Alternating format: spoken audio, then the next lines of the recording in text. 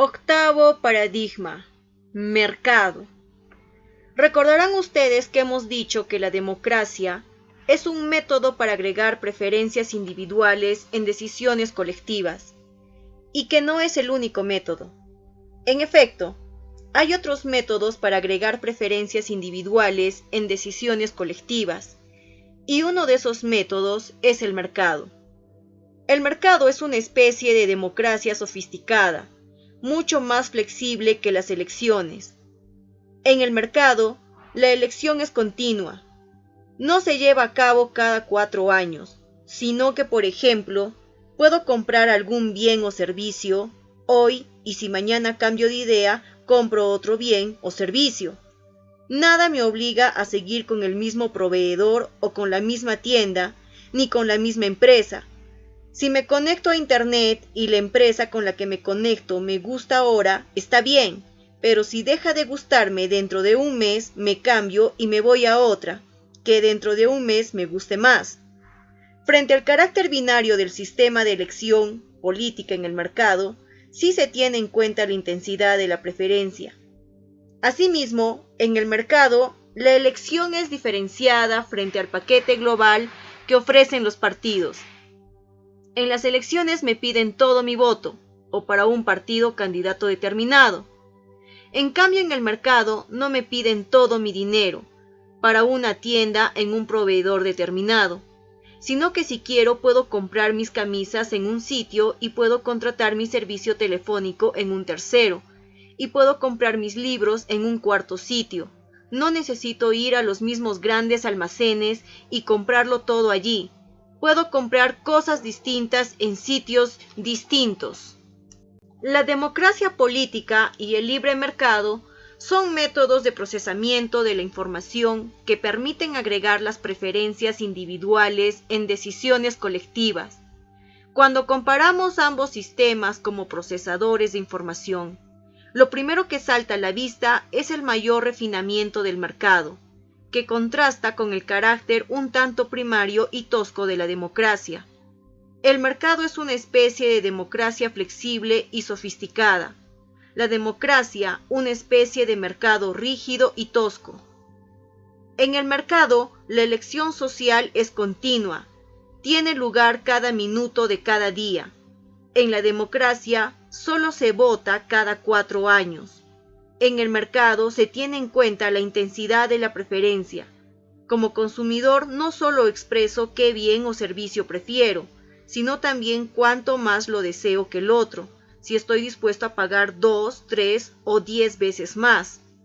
En la democracia solo me es dado señalar mi preferencia de un modo binario, sí, no, blanco, negro, sin matices métricos. En el mercado la elección es diferenciada. Como consumidor, puedo elaborar mi propia lista con elementos procedentes de diversas ofertas. Los partidos políticos, en cambio, solo me ofrecen paquetes globales cerrados y no me permiten confeccionar mi propio menú. Por todo ello, no es de extrañar que el mercado permita la solución fluida y eficiente de complejísimos problemas. Piensen ustedes, por ejemplo, en el abastecimiento continuo de una gran ciudad, la cantidad de cosas que hay que traer cada día, la cantidad de suministros que hay que llevar a tantas casas particulares, a tantos restaurantes. Esta es una tarea de una enorme complejidad. Si cualquier organismo estatal tratara de llevarla a cabo, esta tarea, seguro que se mostraría incapaz y habrían unas crisis tremendas de desabastecimiento. ¿Qué es lo que ocurre cuando se trata de establecer sistemas de este tipo? Mientras que el mercado lo soluciona de un modo sumamente flexible. Obviamente, nadie sugiere, por ejemplo, que lo que come la gente en los restaurantes se decida mediante elecciones políticas, es decir, que cada 4 años cada partido político proponga un menú y que ciudadanos durante 4 años se coman en los restaurantes el menú propuesto por el partido que obtuvo la mayoría de votos. Esto no lo propone nadie, porque lo soluciona muy bien el mercado de un modo mucho más satisfactorio para los consumidores y de un modo mucho más flexible. Cuando cual elefantes en la cristalería, han interferido en el mercado y se han puesto a regular los horarios de las zapaterías, los precios de los teléfonos o los alquileres de las viviendas, lo único que han conseguido es distorsionar la economía y reducir el nivel y la calidad de vida de los ciudadanos. El mercado organiza la producción y distribución de bienes y servicios de un modo globalmente óptimo, a través del mecanismo de la formación de precios. Cada miembro de la población, en su circunstancia concreta, revela sus preferencias en cada momento mediante su decisión individual de ofrecer o comprar ciertos bienes o servicios a ciertos precios. Los desajustes se eliminan mediante variaciones en los precios hasta alcanzarse el equilibrio provisional, en el que se manifiesta la decisión colectiva del grupo. Por eso es típico que en las situaciones de mercado nunca hay colas. Con la oferta y la demanda se equilibran por sí mismas, mientras que cuando los bienes se distribuyen fuera del mercado, como ocurre en muchos sitios, esto se manifiesta por unas colas gigantescas. En España, por ejemplo, en la época de Franco, que no había mercados libres, sobre todo después de la Guerra Civil, que había lo que se llamaba el racionamiento y el gobierno marcaba lo que se tenía que producir y las personas tenían lo que se llamaba la cartilla de racionamiento. Para conseguir un trozo de pan había que hacer unas colas espantosas. En Rusia, hasta la caída del régimen soviético, para cualquier cosa que se quería obtener, normalmente no había, pero suponiendo que lo hubiese, había que hacer unas colas espantosas. El dinero nunca era el problema, porque las cosas eran relativamente baratas. El problema era que no las había. Donde el mercado funciona, siempre funciona mejor que la elección política, pero no funciona en todos los ámbitos, porque lo que no puede suplantar a la democracia y al sistema electoral, como he dicho antes, no funciona, por ejemplo, cuando se trata de obtener bienes públicos, como la seguridad ciudadana, la protección de la naturaleza, el aire limpio, la investigación científica o el alumbrado de las calles, que solo pueden ser ofrecidos a todos o a nadie, por lo que no se aplica el mecanismo de los precios. No es posible poner un precio al alumbrado público de manera tal que cuando pase quien ha pagado se enciendan las luces de las calles y cuando pasa quien no ha pagado se apaguen, entre otras cosas, porque constantemente estarían pasando al mismo tiempo gente que ha pagado y que no ha pagado. Este tipo de cosas no pueden solucionarse por el mercado. Estos bienes públicos solamente pueden conseguirse mediante la acción del Estado. Y no solamente esto, como hemos indicado, para funcionar el mercado mismo necesita mantener una serie de equilibrios, es decir, el mercado puede autodestruirse. El mercado libre está basado en la libre competición, entonces el mercado libre es incompatible con el monopolio, y por las circunstancias que sea, se forma un monopolio. Hace falta un Estado que intervenga y rompa el monopolio. Lo que pasa es que en la práctica, muchas veces en los países donde se lleva a cabo una economía vudú, el Estado interviene al revés para establecer monopolios, con lo cual naturalmente el mercado no funciona en absoluto. Para que funcione el mercado hace falta que los contratos se cumplan, hace falta que haya transparencia, que no hayan engaños en la publicidad, que no haya monopolios, que quienes ofrecen el mismo producto o servicio no se pongan de acuerdo entre ellos para fijar los precios. El mercado tiende a minimizar los precios, tiende a bajarlos hasta el límite mínimo, y naturalmente si hay solamente 2 o 3 que ofrecen el mismo bien o servicio, se pueden poner de acuerdo entre ellos para poner el precio artificialmente alto. Hace falta algo así como un Estado para que intervenga, prohibiendo este tipo de prácticas. Como decía antes, el Estado es inevitable. Es una utopía pensar que se pueda llegar en algún momento a la eliminación del Estado, porque el mercado lo solucione todo, o porque todos sean sabios y buenos espontáneamente. Siempre habrá violentos y siempre habrá ladrones. Siempre habrá holgazanes que quieran ser parásitos de los demás. Entonces, siempre hará falta algún tipo de mecanismo como el Estado. El mercado mismo requiere, para su buen funcionamiento, la existencia de una instancia política que garantice el respeto de las reglas de juego y el cumplimiento de los contratos, que evite las trampas, los engaños, los monopolios, los cooperativismos y cuantas prácticas pongan en peligro la libre y eficiente competición económica. Por todo ello, la democracia política sigue siendo necesaria. El mercado genera también desigualdad, pues el mercado premia la eficiencia, y no todos somos igualmente eficientes. Por ejemplo, si el Estado decide que él va a regular lo que ganen los cantantes, ninguno se va a esforzar en cantar bien, pero todos van a cobrar lo mismo. En cambio, si lo que cobren los cantantes se deja en manos del mercado, esto inmediatamente va a generar desigualdad, porque quienes canten mejor van a ganar mucho más de lo que canten peor, y los que canten muy bien van a vender muchísimos discos y van a ganar más de lo que canten muy mal. Por ejemplo, creo que es dudoso que alguien cante tan mal como yo, y si me pusiera a cantar y pusiera a la venta discos con mis canciones, seguro que no vendería ni uno. Entonces, si hay un sueldo fijo de cantante, por lo menos cobraría ese sueldo fijo. Pero si es el mercado el que va a determinar las retribuciones, seguro que mi retribución como cantante sería nula. En este sentido, está claro que el mercado, al mismo tiempo que premia la eficiencia, genera desigualdades, y las genera de un modo esencial. Una sociedad sin desigualdades es imposible que sea una sociedad productiva, porque la productividad es en parte el resultado de la desigualdad, y la desigualdad actúa como un incentivo. Es lo mismo que pasa, por ejemplo, con los estudiantes. Si se les ofrece la misma calificación a todos los estudiantes, esto los desincentiva para que estudien y para que aprendan. Es decir, la posibilidad de obtener notas muy diferentes y de obtener notas muy bajas o altas crea una desigualdad de expectativas entre los estudiantes que los incentiva a aprender más. Sin embargo, hay ciertas libertades y derechos básicos que queremos ver igualmente distribuidos. Por ejemplo, la igualdad ante la ley. No queremos que haya privilegios o que los jueces traten de una manera a unos y a otros. La igual protección de nuestra vida. No queremos que solamente los ricos o los poderosos tengan una policía privada a su disposición para protegerlos. Queremos que todos tengamos nuestra vida protegida por un sistema público de policía que nos proteja eficientemente a todos. La igual protección de nuestra salud, de nuestra libertad, de nuestra propiedad frente a las agresiones de los demás.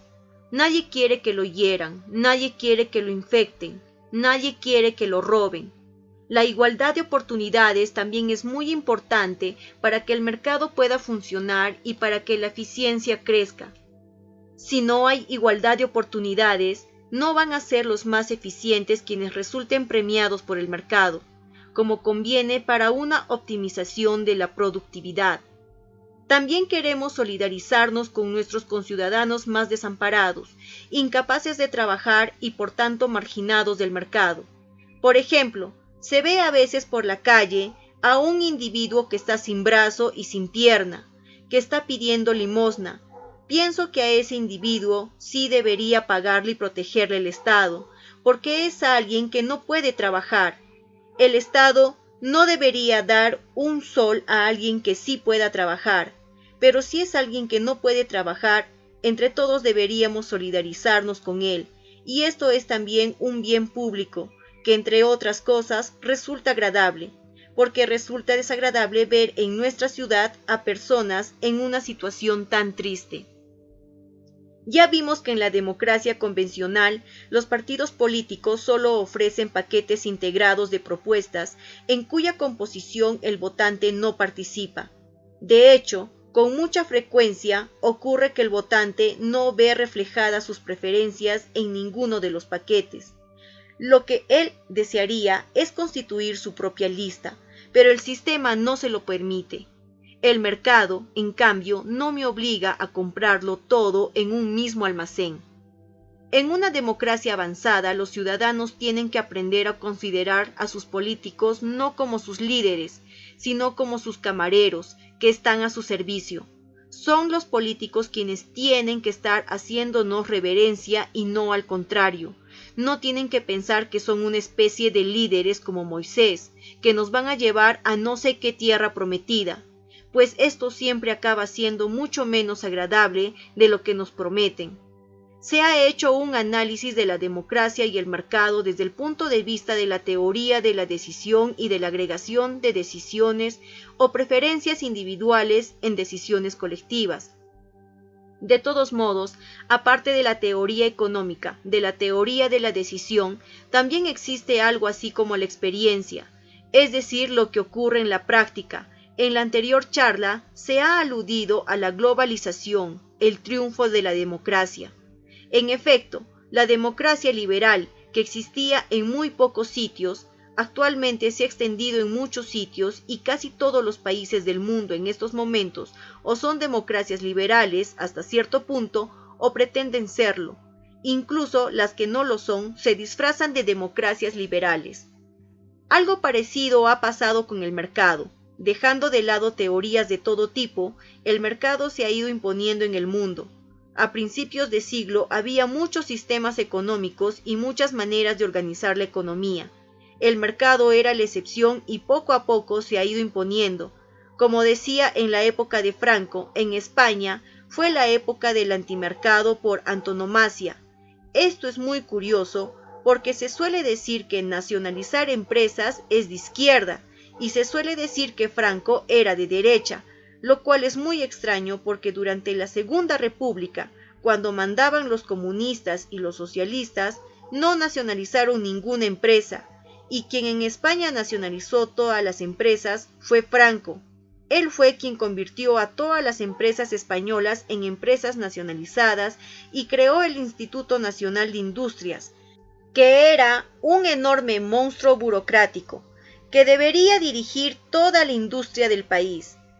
En España era imposible importar nada, no había un mercado que fijase los precios los fijaba el Estado.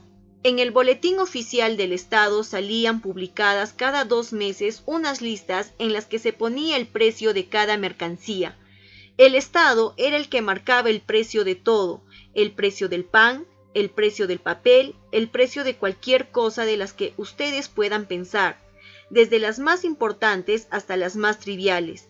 Esa situación en España naturalmente condujo a una gran miseria, a un gran desastre, y luego, poco a poco, cuando España empezó a liberalizarse, la economía empezó poco a poco a florecer. Desde luego, en estos últimos años ha habido una enorme liberalización, acompañada de otros factores como el descenso de la natalidad. El ingreso de España en la Unión Europea ha tenido todo tipo de ventajas, incluida la ventaja de quitar a los políticos locales la soberanía sobre la política económica y sobre la moneda, porque los políticos locales siempre tienen la tentación de la demagogia, es decir, que van a gastar más de lo que ingresa, de prometer a los electores que les van a dar muchas cosas y en último término de darle a la maquinita que produce dinero, y crear unas inflaciones espantosas que arruinan completamente a las economías. Ahora, el gobierno español ya no tiene soberanía sobre la moneda. En Europa, ningún gobierno tiene soberanía sobre la moneda, porque en Europa, como pasa también en Estados Unidos, se ha decidido que el gobierno no tenga autoridad ni poder sobre los temas monetarios. En Europa, los electores no le pueden decir nada a la autoridad monetaria. La autoridad monetaria es independiente de los electores y de los gobiernos. Es un comité de expertos que está en el Banco Central Europeo, ahora en Frankfurt, y son ellos quienes, en función de la teoría económica ortodoxa, toman decisiones de este tipo, sobre el tipo de interés, la cantidad de dinero en circulación, etc. Esto que les he contado de España se puede aplicar en todos los países. Piensen ustedes en China, por ejemplo, que es el país más habitado del mundo. Tiene unos 1.200 millones de habitantes. En la época de Mao Zedong, se morían cada año entre 15 y 20 millones de personas de hambre. había un desastre completo. Las comunas populares, todos estos experimentos que hizo Mao Zedong, fueron el desastre más inconcebible. Ya cuando se venía abajo, lanzó la revolución cultural, y a la gente que había ido al colegio o sabía hablar un idioma extranjero, de castigo, les enviaban al campo de trabajos forzados. Parecía que aquello iba a acabar en el caos más puro y duro. Pero en 1976, afortunadamente para China, se murió Mao Zedong, y a partir de ese momento empezó China a variar, y desde hace unos años está embarcada en convertirse en una economía pura de mercado. Es una economía completamente desigual. Hay cosas que siguen como en la época comunista, pero hay otras que se han liberado como en Europa y en Estados Unidos, y es una economía enormemente dinámica. Si ustedes van a cualquier tienda en Europa, Estados Unidos, Japón o donde sea, se encuentra que casi la mitad de los productos vienen de China, la cual se ha convertido en una potencia exportadora, absolutamente formidable, y al mismo tiempo que han avanzado en esto del mercado, también han atacado el problema de su subdesarrollo, que era la natalidad, la explosión demográfica. Mao Zedong propugnaba la natalidad. Decía que la natalidad no es ningún problema, porque con cada niño que llegaba al mundo, llegaban 2 manos, y 2 manos bajo la dirección del glorioso Partido Comunista. Podían producir para alimentar a 4 niños, y la verdad es que los niños se morían de hambre de una manera espantosa. Junto con la liberalización económica, China se ha establecido una política muy drástica de que las familias solo pueden tener un hijo. Con esto se ha frenado el crecimiento demográfico y el resultado es que en China recientemente da gusto ver a los niños. Todos son rosaditos, bien alimentados, bien educados, etc. Es decir, que ha habido un cambio para mejor, digamos absolutamente sensacional. Lo mismo se puede decir de otras muchas cosas. Desde luego, el triunfo del mercado se aceleró con la caída del muro de Berlín. Ya antes, en Alemania, por ejemplo, los mismos alemanes que vivían en Alemania Occidental bajo condiciones de mercado y en Alemania Oriental bajo condiciones de economía planificada, en promedio, un alemán occidental ganaba 10 veces más que un alemán oriental. O sea, es lo mismo que pasa ahora en Corea del Sur, que es uno de los países más ricos del mundo, y Corea del Norte, que es uno de los países más pobres del mundo, donde se están muriendo de hambre constantemente los niños. En Rusia, desde 1991, Boris Yeltsin y Vladimir Putin han ido introduciendo de un modo muy patético una especie de mercado muy imperfecto, que podríamos llamar un capitalismo gangsteril, porque es una mezcla como de mercado libre y gángsters, que se matan unos a otros. Por ejemplo, cuando los hombres empresarios extranjeros van a Moscú a hacer negocios, lo más caro no es el avión ni el hotel, lo más caro es que tienen que rodearse de 5 o 6 guardaespaldas armados, que los acompañen constantemente, porque muchos de los negocios en Rusia se solucionan matando al competidor. Y esto es un problema tremendo que tienen en Rusia.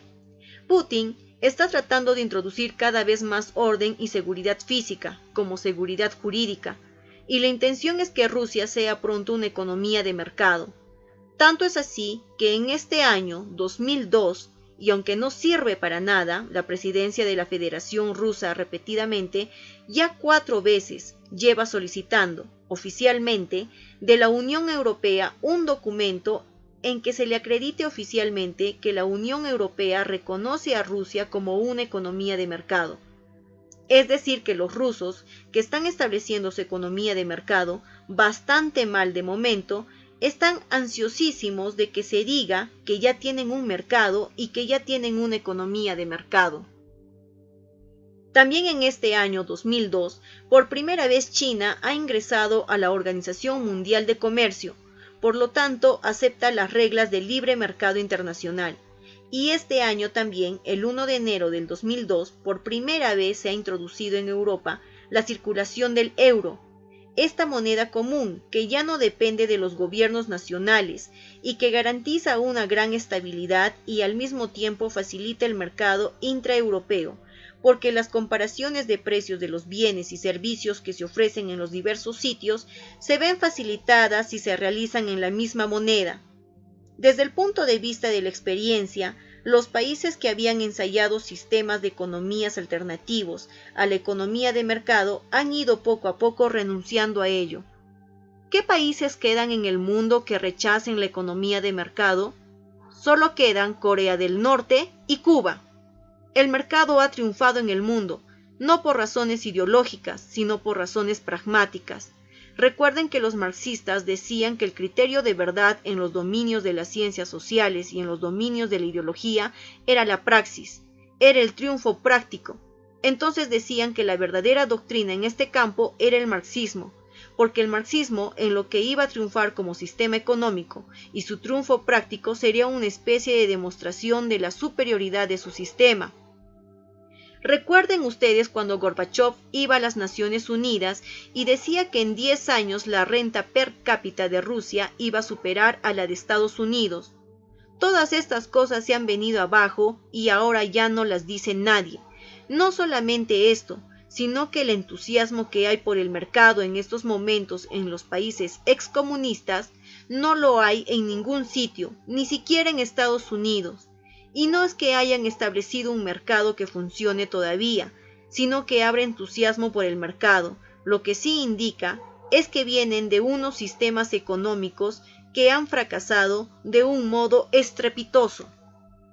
De todos modos, el mercado no es ninguna panacea. Nada es una panacea. No tenemos más que mirar a las otras especies animales y ver que la naturaleza está llena de animales que pasan hambre, de animales que sufren los efectos de todo tipo de catástrofes. El mercado por sí mismo, como la democracia por sí misma, no solucionan nada. Lo único que permiten tanto el mercado como la democracia es un marco para la acción y compensación de aquellos individuos u organizaciones que sean capaces de despabilarse, de trabajar y de hacer algo que los demás deseen, porque en eso consiste el mercado, que es un intercambio en el que uno se pregunta, ¿qué necesidades o deseos de los demás puedo satisfacer? Entonces, si los demás desean oír bonitas canciones y yo puedo cantar bien, entonces les puedo proporcionar bonitas canciones, y ellos me van a pagar por eso. Y con ese dinero, si yo deseo algo, lo voy a comprar. Hay una especie de adaptación en el sistema del mercado, en el cual constantemente uno está pensando, ¿qué puedo hacer para satisfacer lo que desean los demás? Y si no lo consigo, tengo que cambiar de actividad. Por eso las empresas en un mercado libre constantemente tienen que estar quebrando y haciendo bancarrota. No es bueno que nadie garantice la estabilidad de las empresas. Lo bueno es que las empresas que no satisfacen suficientemente los deseos de los consumidores hagan bancarrota, quiebren y cedan el sitio a otro tipo de empresas, a otro tipo de grupos que tengan mejores ideas y satisfagan mejor nuestros deseos. Esto es en definitiva lo que conduce no a una situación en la cual automáticamente todo el mundo va bien, sino simplemente una situación en la cual aquellos que se esfuerzan por vivir mejor puedan lograrlo.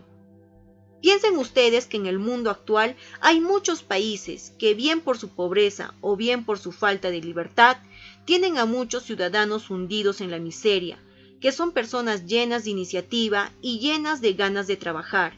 Entonces, cuando a estos ciudadanos se les permite emigrar a otro sitio, allí florecen y allí hacen cosas mucho más interesantes, mucho mejores, mucho más útiles, ganan mucho más dinero y viven mucho mejor. Pero no pueden hacer eso en donde quieran, incluido su propio país. Esto es lo que ofrece el mercado. Naturalmente, si uno es un vago y no trabaja, o si no es un vago pero tiene ningún tipo de iniciativa en ningún sentido, es muy probable que en ningún sitio del mundo y bajo ningún sistema, por así decir, vaya a tener una carrera ni una situación económica muy brillante. No hay que confundir la teoría científica, tampoco la teoría científica social, la teoría sociológica, ni la teoría económica, con una especie de religión de virgen que va a hacer milagros y que va a solucionar nuestra vida. Nuestra vida no la va a solucionar nadie. Nuestra vida la tenemos que solucionar cada uno de nosotros. Lo que pasa es que cuando tratamos de solucionar nuestra vida, nos encontramos con frecuencia con que estamos sometidos a una serie de obstáculos que no nos dejan hacer lo que nosotros haríamos para vivir mejor. Entonces, para lo que sirven el mercado y la democracia es para eliminar esos obstáculos.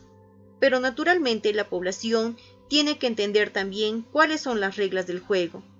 Tiene que entender que si un país quiere vivir cada vez mejor, las empresas tienen que echar a la calle cada vez más a trabajadores, porque la única manera de vivir cada vez mejor es que las cosas se hagan cada vez con menos gente. O sea que si estamos haciendo una cosa con 500 personas y progresamos, el año que viene vamos a poder hacerla con 400, al otro año con 300 y al otro con 200.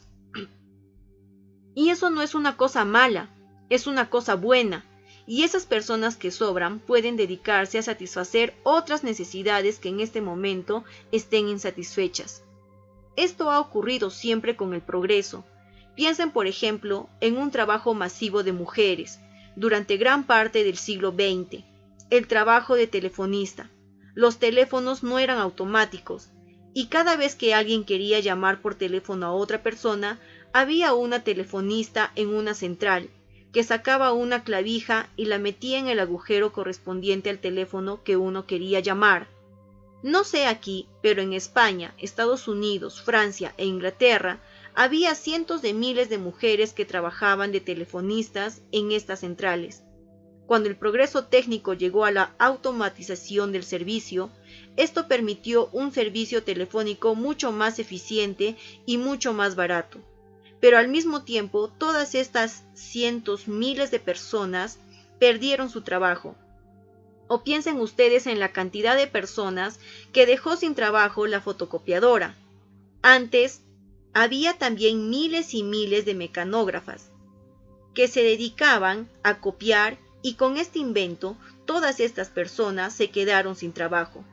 Una persona puede hacer muchas cosas en su vida, aparte de mecanografiar o de meter clavijas en una central telefónica.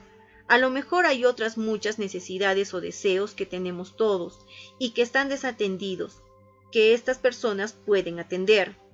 En los países avanzados, el conocimiento y la comprensión del mercado ha avanzado más. La gente ya sabe todo esto, lo entiende y lo toma con naturalidad.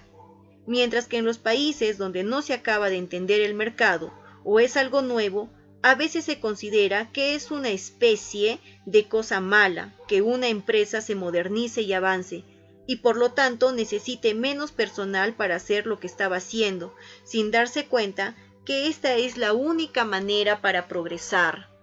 Entonces, para que el mercado y la democracia funcionen, se necesita una cierta ilustración de los ciudadanos, es decir, que los ciudadanos tienen que entender cómo funcionan las cosas, tienen que distinguir entre las demagogias y las falsas esperanzas y las utopías, que son política y economía vudú.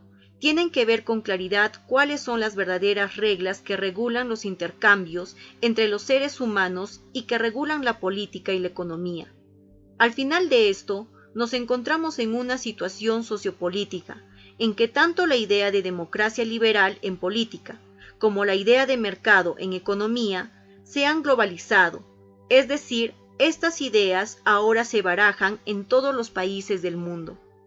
Es absolutamente lamentable ver la situación de un país como Argentina, con una población tan culta, con unos recursos naturales tan grandes, con un clima tan bueno que podría ser, y era hace unos años uno de los países más ricos del mundo. Es completamente indignante ver cómo unos políticos pueden tomar decisiones económicas equivocadas, cómo pueden tener la arrogancia y la desfachatez de robar a sus ciudadanos el dinero de sus cuentas corrientes, con lo cual, lo único que han conseguido es que en los próximos 100 años ningún argentino que pueda ahorrar lo haga en un banco argentino, sino que el 100% de los argentinos van a sacar al extranjero sus dólares y van a hacer muy bien, porque después de la experiencia que han tenido, mal podrían confiar. Y esto naturalmente no va a beneficiar a la economía del país. A veces como excusa para esta especie de torpeza increíble y en cierto modo criminal, se da la idea de que los latinoamericanos o los chinos, etc., fueran de alguna manera distintos que los europeos, los japoneses o los americanos, y que para ellos valiesen otras ciencias distintas. Esto es como si se dijera que el sarampión lo produce una infección provocada por un tipo de virus. Pero eso es para los europeos, porque para los chinos o los latinoamericanos el sarampión es otra cosa. Pues no, el sarampión es lo mismo para los europeos y para los latinoamericanos, y las leyes de la economía son las mismas para los europeos, africanos y latinoamericanos. Cuando uno está confrontado con cuestiones de este tipo, lo único que se puede preguntar es si las reglas que está aplicando son correctas y son eficaces, y realmente si esto funciona así. Y sobre esto hay muchas dudas, y hay que hacer muchos análisis. Este tipo de análisis y este tipo de reglas son universales. Las reglas de la economía no son distintas en Latinoamérica, en África o en Asia. Son exactamente las mismas. Lo que pasa es que unos las aplican bien y otros las aplican mal. Los países que aplican mal las leyes de la economía y los países que hacen lo contrario de lo que la teoría económica ortodoxa dice que hay que hacer, son países que se hunden en el caos económico y en la miseria. Los que llevan una buena política económica, poco a poco van progresando y a la larga se van separando de los demás en nivel de vida.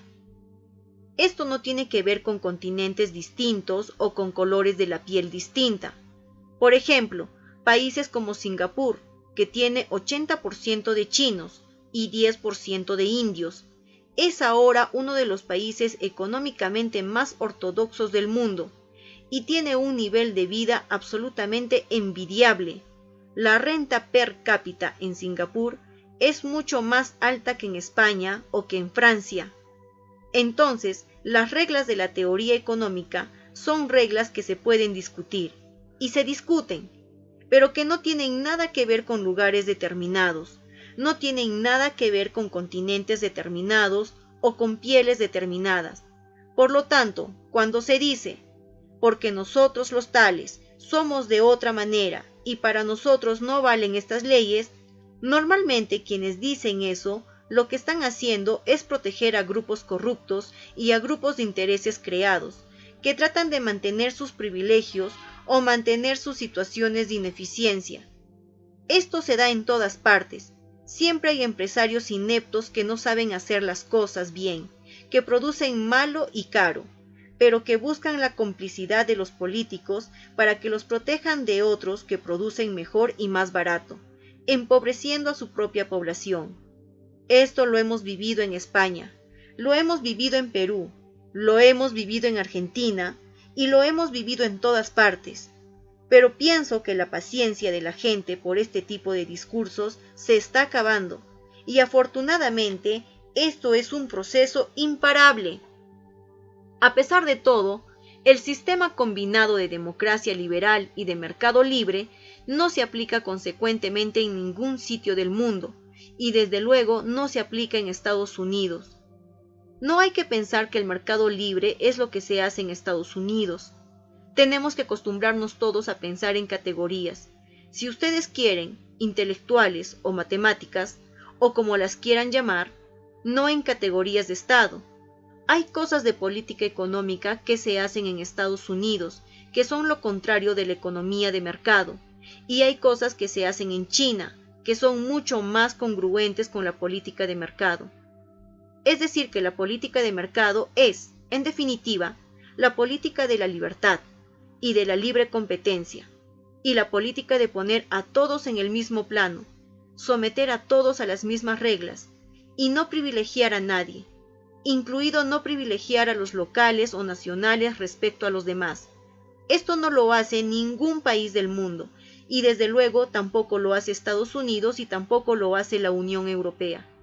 Por ejemplo, fíjense ustedes lo absurda que es la Unión Europea en esto, que se gasta la mitad de su presupuesto en subvencionar la agricultura europea, en poner unas barreras agrícolas tremendas, que aparte de ser tremendamente injustas para otros países, incluida Argentina y otros muchos que producen productos agrícolas, muchas veces mejores y más baratas de los que se producen en Europa. Aparte de esto, lo único que se consigue es que los europeos coman peor y más caro de lo que podrían comer sin este tipo de política. Es decir, para que el 97% de la población europea, que no son agricultores, comamos peor comida a un precio más alto, y para conseguir esa meta nos gastamos la mitad del presupuesto de la Unión Europea. ¿Se imaginan ustedes una situación más absurda y menos compatible con el mercado? Mejor no identifiquen el mercado ni con Europa ni Estados Unidos. El mercado es un principio de organización, es un método de agregación de preferencias individuales en decisiones colectivas, y puede aplicarse mejor o peor en todas las partes del mundo. Lo que parece indicar la experiencia es que cuanto mejor y más se aplica este método, más salen favorecidos a largo plazo los intereses de las poblaciones en que estas políticas se aplican.